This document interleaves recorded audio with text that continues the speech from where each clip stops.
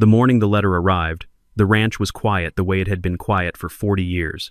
Mist sitting low over the pasture, cattle moving slow through the wet grass, the old dam holding back the creek exactly as it had since before Ethan Walker was born. He read the number twice. $75,000. The reason printed in bold black letters claimed his water line was choking the supply meant for 300 homes he had never once seen from his porch. He set the letter on the kitchen table, poured his coffee, and looked out at the water moving steady and slow, the way his father had taught it to move. Ethan had not always lived here. He had spent 9 years as a hydrological engineer in Denver, building models for dams 3 times the size of the one on his land, before his father passed and the ranch became his responsibility. He knew water the way other men knew engines or numbers or law. He knew that a dam built correctly did not steal water, it managed it, held it during the flood months and released it slow during the dry ones. And he knew that his father had built this one with permits signed in triplicate, inspected twice by the state, and never once flagged in 3 decades. The Whitmore Ridge Homeowners Association had not existed when his father dug the first trench for that dam. It had formed only 3 years earlier, when a developer carved 40 new lots out of the hillside above the creek and built a gated community with a name meant to sound older than it was. Karen Whitmore had been voted association president in her first year there, and within 18 months she had rewritten half the bylaws, hired a private security patrol, and begun sending fines to anyone whose fence paint she disliked. People who crossed her did not stay long. People who agreed with her found their driveways paved for free.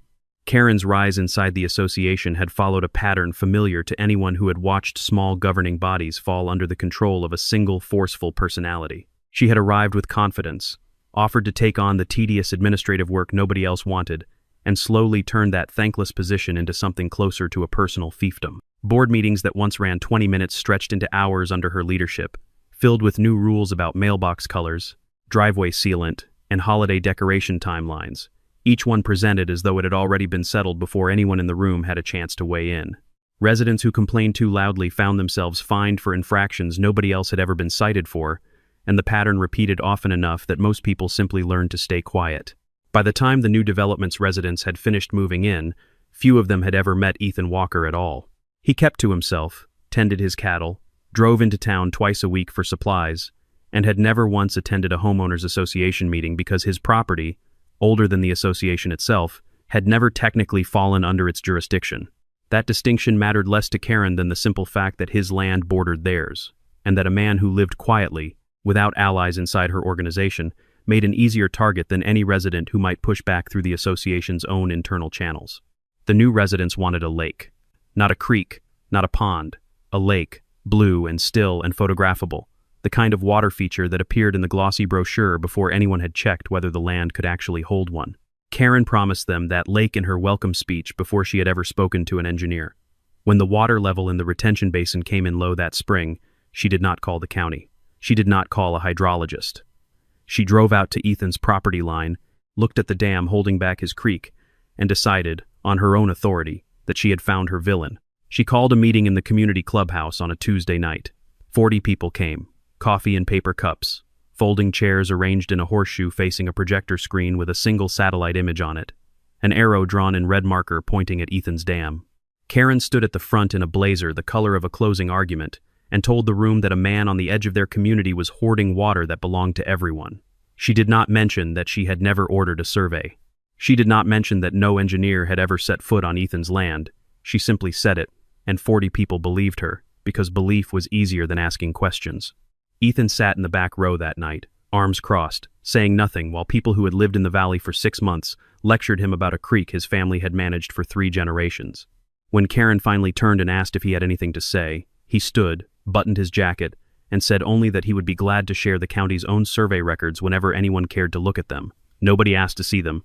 The meeting ended with a vote, unanimous among people who had never read a single hydrology report, and 3 days later, the fine arrived in his mailbox, $75,000, with Karen's signature at the bottom in blue ink, bold as a threat.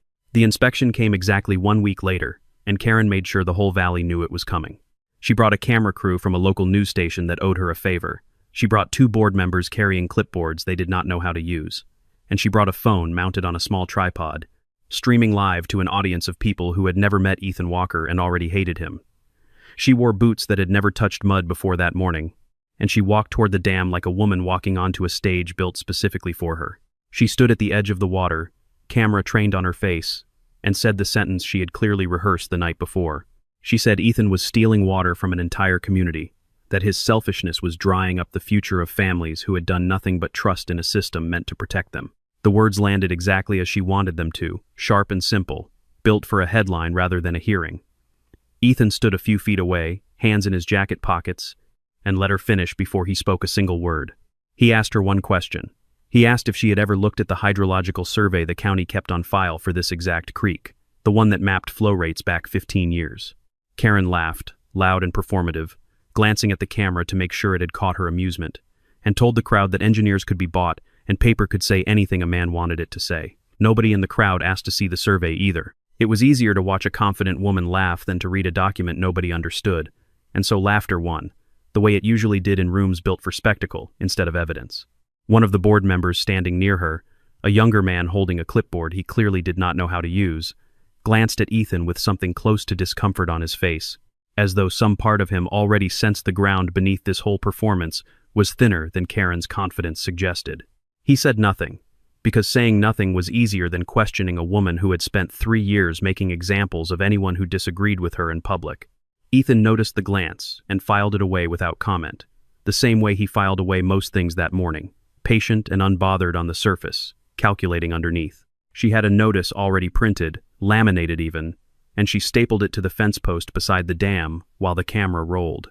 7 days, it read, to demolish the structure voluntarily, or the association would seek a court order for forced removal at his expense. Ethan read it once, folded it, and put it in his shirt pocket without argument. He signed the acknowledgement form a board member handed him, his signature steady, his face unreadable, and Karen smiled at the camera as though she had already won something. That evening he made 2 phone calls. The first was to a demolition contractor 2 counties over, a man he had worked with years before on a flood control project, and he told him he needed 2 excavators on his property by sunrise. The second call was to nobody at all, just a long look at the folded notice on his kitchen table, and a quiet decision that if the woman wanted her 7 days collapsed into a single morning, he would give her exactly that. The excavators rolled onto the property before the sun had fully cleared the ridge, headlights cutting through the last of the fog, engines low and patient. Word had already spread through the community group chats that Ethan Walker was finally giving in, and by 7 in the morning a small crowd had gathered along the fence line to watch, coffee cups in hand, phones already recording. Karen arrived last, sunglasses on despite the overcast sky, standing at the front of her audience like a general reviewing a battlefield she believed she had already won. The first excavator bucket came down against the earthen embankment at 7:40, and the crowd let out something between a cheer and a gasp. Karen smiled, the smile of a woman, certain her instincts had been vindicated, filming the moment on her own phone, narrating for whoever might be watching that justice had finally come to the valley. Nobody asked the man operating the machine whether he understood exactly what the structure in front of him was actually doing. Nobody asked because nobody in that crowd had ever needed to understand water to have an opinion about it. By 9 in the morning, the dam that had stood for 30 years was rubble and churned mud, the creek suddenly free to run wherever gravity pulled it, which was not, as it turned out, toward the lake Karen had promised her residents. The water spread wide and shallow across the lower pasture instead, soaking into ground that had never carried that volume before, finding old channels long since silted over, moving away from the community's retention basin rather than toward it. Karen kept filming, kept smiling, certain that whatever happened next would prove her right. 20 minutes later, someone standing near the community's ornamental lake noticed the water level had started to drop rather than rise.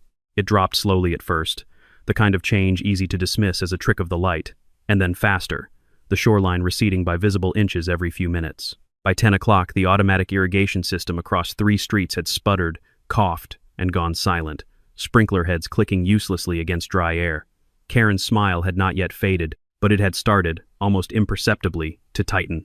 It was closer to noon when a White County truck pulled up along the access road, and a man in a reflective vest stepped out carrying a laptop case and a rolled tube of laminated maps under one arm.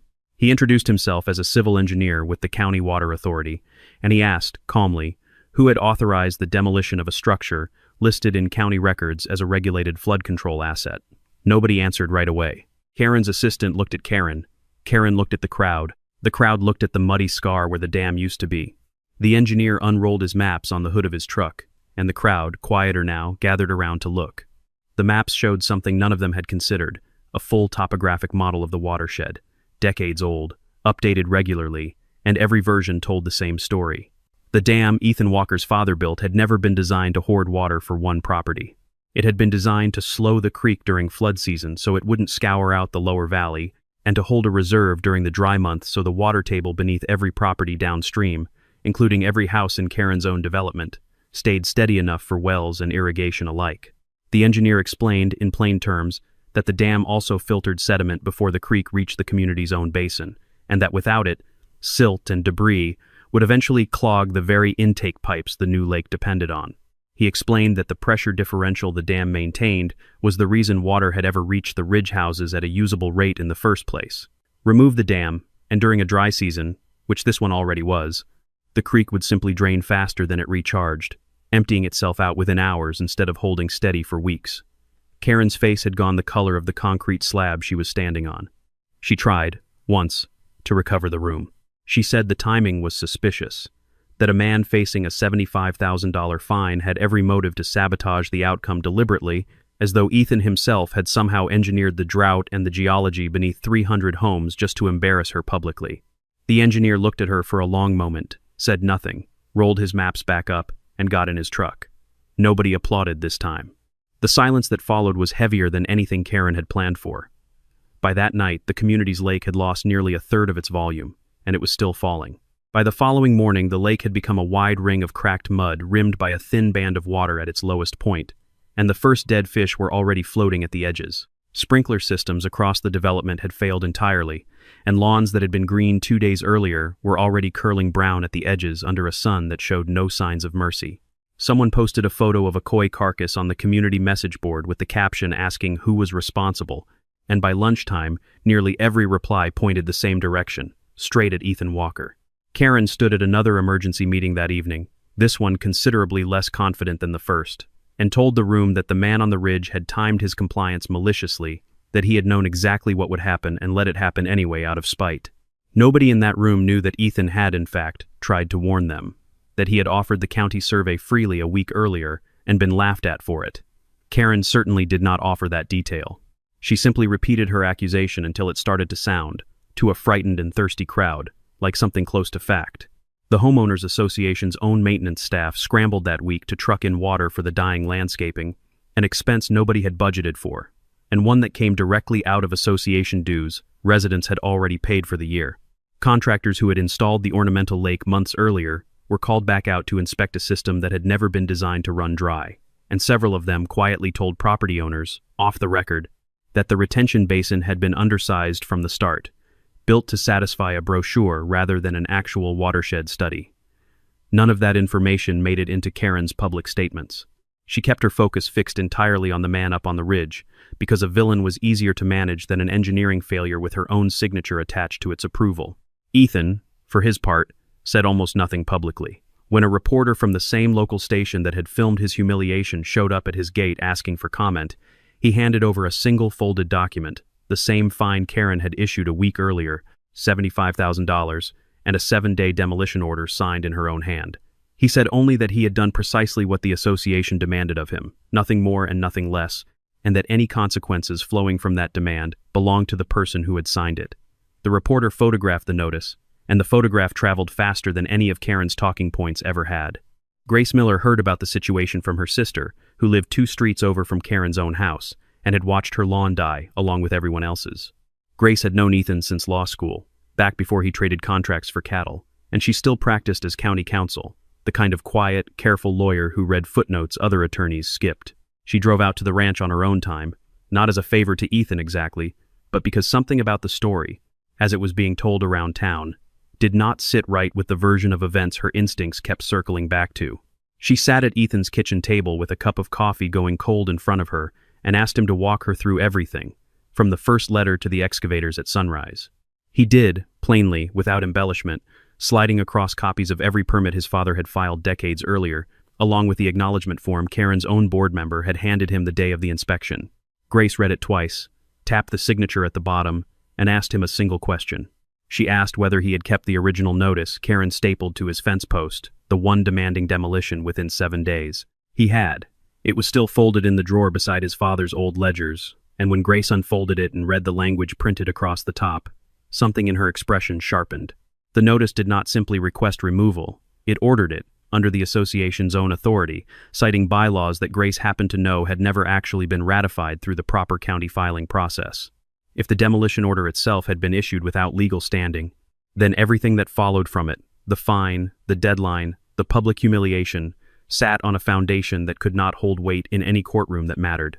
She began pulling records the following morning, starting with the association's own filings at the county clerk's office, the same office where her desk sat most days. What she found there was a pattern rather than a single mistake. Karen had filed for expedited enforcement authority on the dam issue without attaching any supporting engineering documentation, which the county's own intake procedures technically required before a fine of that size could be legally issued at all.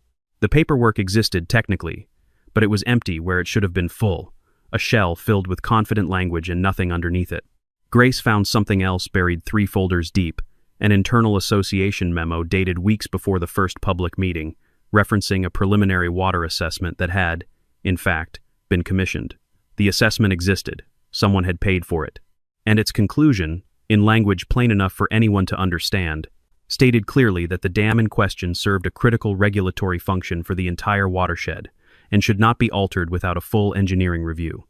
Karen had received that assessment personally. She had never shared it with the board, never mentioned it at either meeting, and never once let it interrupt the story she had already decided to tell. 2 more reports surfaced over the following days, each commissioned quietly at different points over the association's short history, each written by a different independent hydrologist, and each reaching a version of the same conclusion. The dam was not the problem. It had never been the problem.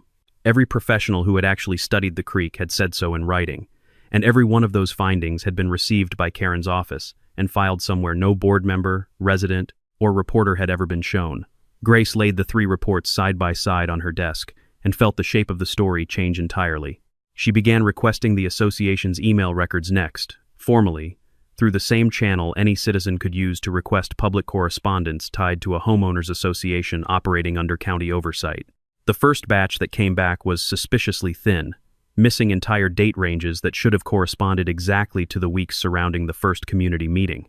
Someone had deleted something, and deletion, unlike silence, left traces even when the original message was gone, because servers rarely forgot as completely as people hoped they would. A board member Grace had spoken with only briefly. A quiet man named Daniel Reyes, who had sat through both meetings without saying much, called her office late one evening and asked to meet somewhere outside the neighborhood. He told her, once they were seated in a diner booth 2 towns away, that he had grown uneasy watching Karen operate for months, watching votes get pre-decided before meetings even opened, watching dissenting board members quietly pushed off committees. He said he had kept copies of certain documents himself, just in case, because something about the whole situation had felt wrong long before the dam ever came up. What he handed Grace that night included printed emails Karen had apparently forgotten still existed on a secondary account tied to the association's shared calendar system.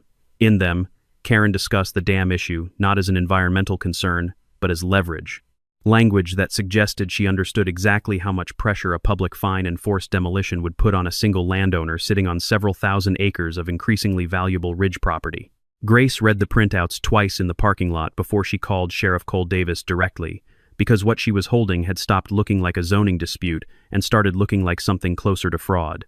Sheriff Davis had known Ethan's family for decades, had fished that same creek as a boy long before any homeowners association existed to argue about it, and he did not need much convincing once Grace laid the documents in front of him.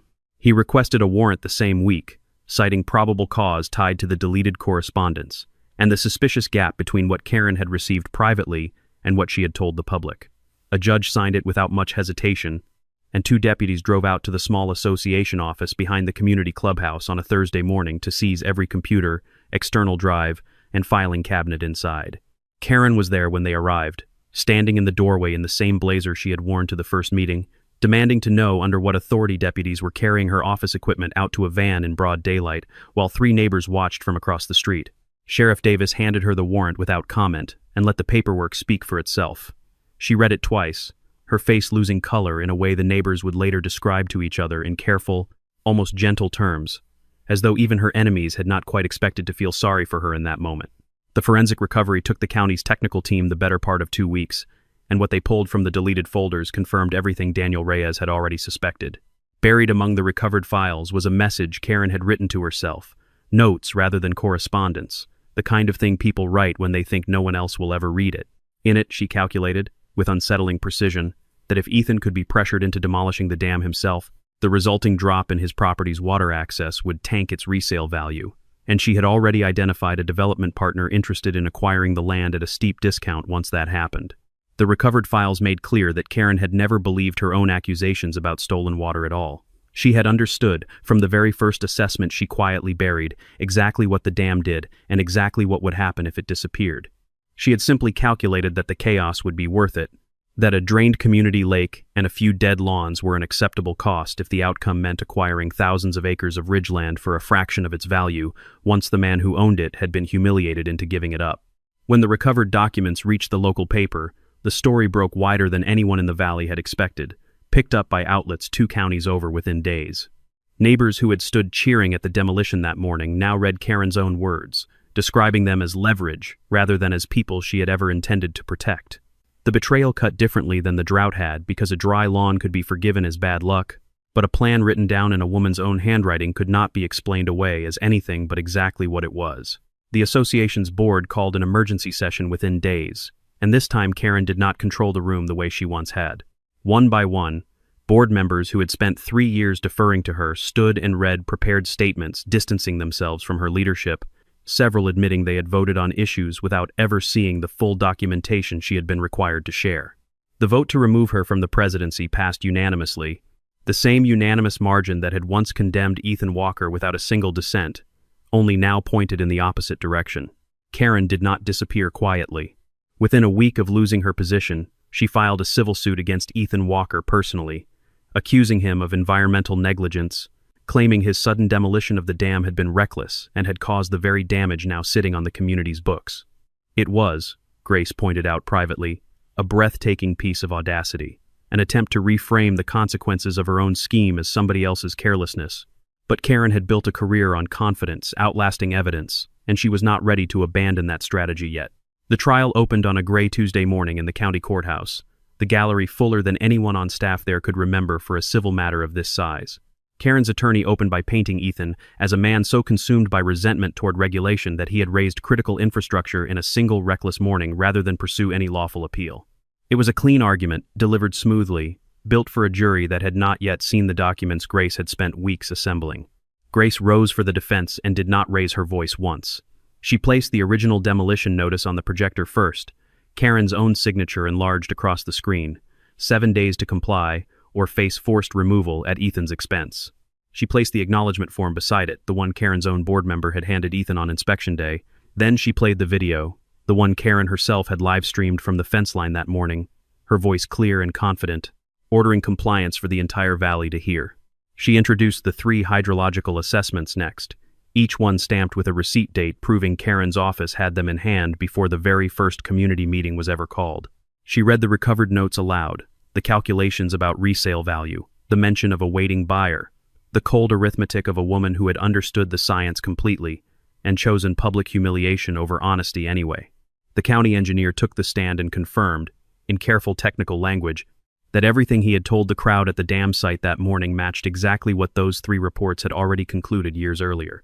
Under cross-examination, Karen's own attorney tried to suggest the reports had been ambiguous, open to interpretation, the kind of technical document a layperson could reasonably misread. The engineer, unmoved, simply read the concluding paragraph of each report aloud, word for word, plain enough that even the jurors furthest from any engineering background understood exactly what had been ignored and by whom. Daniel Reyes testified next, describing the board meetings he had sat through in uneasy silence, the votes that seemed decided before they were ever called, the way dissent had quietly been squeezed out of the association long before anyone thought to question where all that certainty was actually coming from. He did not enjoy testifying against a woman he had once respected, and it showed in the careful, almost apologetic way he chose his words, but he did not waver from a single fact he laid out. Karen sat through his testimony with her hands folded tightly in her lap, staring at a point somewhere past the jury box, rather than at the man she had once trusted enough to keep off her radar entirely. When it came time for questioning, the judge leaned forward and asked Karen directly who had ordered the demolition of the dam. The The courtroom went still in the particular way rooms go still when everyone already suspects the answer. Karen opened her mouth once, closed it, and said nothing at all, because there was, in the end, no version of the answer that did not point straight back at her own signature. Grace simply lifted the folded fine notice one more time, held it toward the jury box, and let the silence in the room do the rest of the argument for her. A ripple of quiet, disbelieving laughter moved through the gallery, not cruel exactly, just the sound of a courtroom finally understanding a joke it had been told weeks too late. The jury did not need long to reach a verdict once deliberations began.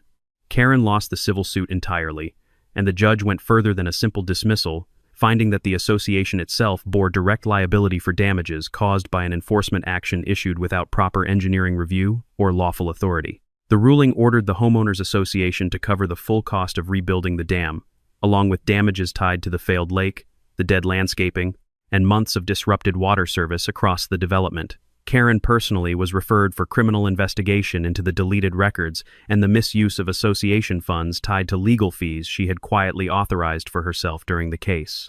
She lost her position permanently, barred by court order from serving on any homeowners association board within the state for a period of years, and the investigation into her finances stretched on long after the civil case closed.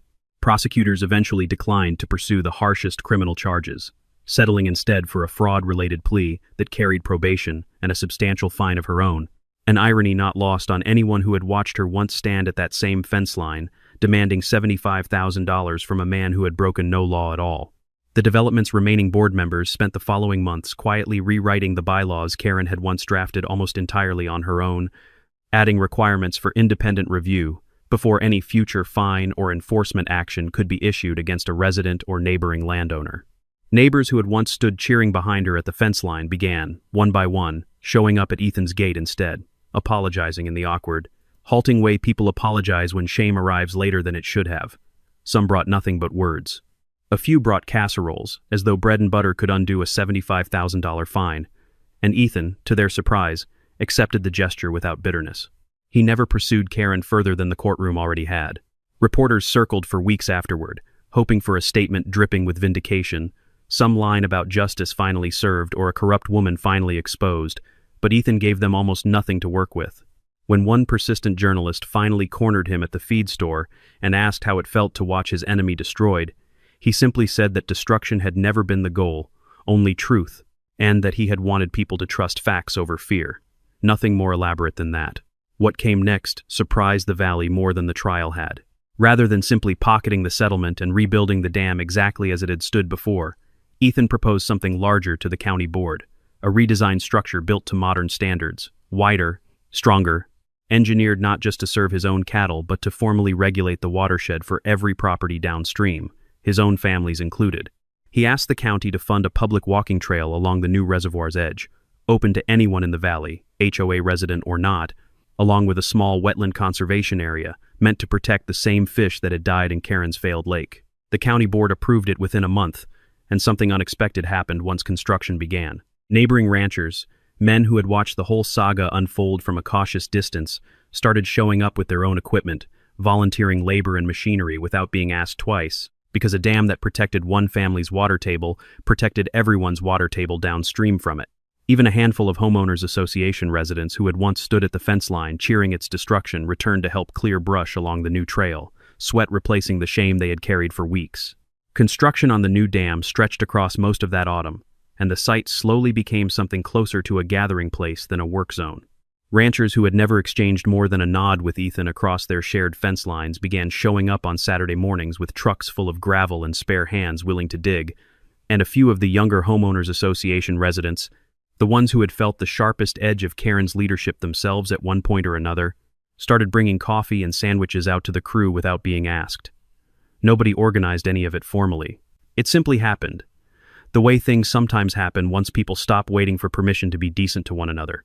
The county's environmental office worked alongside the construction crew to lay out the wetland conservation area exactly as Ethan had proposed, marking off sections where native grasses could take root undisturbed and where the fish population, once reestablished, would have quiet water to spawn in away from foot traffic. A biology teacher from the regional school brought a handful of students out one weekend to help plant the first native grass seedlings along the new shoreline, and Ethan found himself, somewhat to his own surprise, spending an entire Saturday afternoon explaining watershed basics to a dozen teenagers who had never once thought about where their tap water actually came from. Grace, going through county archive files one final time before closing the case for good, found something neither she nor Ethan had ever known. Buried in 50-year-old agricultural ledgers belonging to Ethan's father was a record showing that for nearly 3 decades, the elder Walker had quietly released water from that same dam to neighboring properties during every serious drought the valley had faced, free of charge, without ever once mentioning it publicly or asking for recognition. He had simply done it, season after season, because it was the decent thing to do, and he had never once thought it worth boasting about at a town meeting. Ethan had known his father as a quiet man, but he had never known the full scope of that particular kindness, and reading the old ledger entries in Grace's office that afternoon, something in his chest tightened in a way the entire ordeal with Karen never had. It explained, suddenly, why so many older ranchers in the valley had trusted him instinctively from the very first day the fine arrived, why they had waited patiently for the truth rather than joining the crowd at the fence line. They had remembered a debt Ethan himself had never known existed, and they had simply been waiting for the story to catch up to what they already knew about his family. The new dam was finished by late autumn, its concrete face pale and clean against the hillside, water pooling behind it steady and calm the way the old one had held it for 30 years before.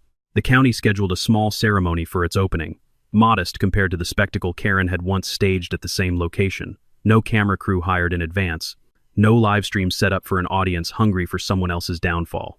People simply came, dozens of them, from both sides of a fence line that had once divided the valley into accusers and accused. Sheriff Cole Davis stood near the new water's edge that afternoon and said a few words to the gathered crowd, plain and unpolished, about how a community built on suspicion could tear itself apart faster than any drought ever could, and how the same community, once it chose to look honestly at its own mistakes, could rebuild faster than anyone expected. He did not mention Karen by name. He did not need to. Everyone standing along that shoreline already understood exactly who and what he meant, and the silence that followed his words carried more weight than applause would have. A local reporter, the same one who had once photographed the folded fine notice outside the courthouse, asked Ethan if he wanted to say a few words to the crowd before the ribbon came down at the trailhead. He hesitated, then agreed, stepping up onto the low stone wall beside the water so people at the back could see him. He kept it short, thanking the county crews, thanking the ranchers who had shown up with their own equipment without being asked twice, thanking, briefly and without elaboration, a father who had never once sought credit for anything he had quietly given away over 30 years. He did not mention Karen by name either. The valley had already said everything that needed saying about her. Ethan stood a little apart from the crowd, near the trailhead sign the county had installed that morning, and let the ceremony move around him rather than through him. When people came to shake his hand, he nodded, thanked them, and mostly listened, because he had never much cared for being the center of attention, not during the humiliation and not during the vindication either. He watched children from the development run along the new trail his father's old kindness had, in a roundabout way, made possible, and something in his posture finally eased for the first time in months. Karen was gone from the valley entirely by the time the dam reopened. Her house sold quietly to a family who had no idea what had happened on that fence line months earlier. Her name mentioned only rarely, and even then mostly in past tense, the way people talk about weather systems that have already moved through. Nobody watched her leave. There was no final confrontation, no dramatic exit scene, just an empty driveway one morning and a for sale sign that came down a few weeks later. The valley simply continuing on without her the way water continues moving whether or not anyone is watching it. That evening, after most of the crowd had gone home and the light had gone soft and gold over the new reservoir, Ethan walked alone to the small stone marker the county had installed near the spillway, a simple plaque bearing his father's name and the years he had managed the water for this valley. He stood there a long while, hands in his jacket pockets the same way he had stood the morning Karen first accused him of theft, watching the current move steady and unhurried past the marker and out toward the fields below. He thought, standing there, about how easily a community could be turned against one man by fear dressed up as certainty, and how much longer it had taken, in the end, for the truth to travel the same distance a rumor had covered in a single evening. He thought about his father, quietly opening the gates every dry season for 30 years without ever once mentioning it, and about how much of what held a place together never made it into any meeting, any headline, any laminated notice stapled to a fence post. The water moved past him toward the fields, toward the houses on the ridge, toward every property downstream that had once believed he was the enemy standing between them and what they needed. He watched it a while longer, unhurried, the same current his father had shaped and shared without asking for credit, and finally allowed himself something close to a smile. What held a community together, he understood now more clearly than he ever had before, was never the authority stamped on a laminated notice or the power written into a set of bylaws. It was the quiet, unspoken decision, made season after season by people who never expected applause, to share what they had with the people around them, simply because it was the right thing to do.